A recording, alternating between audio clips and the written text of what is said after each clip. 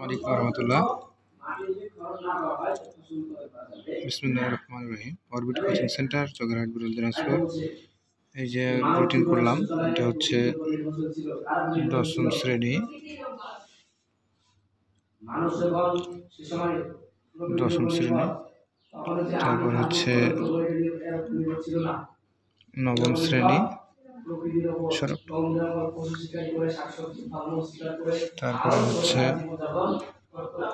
8ম শ্রেণী,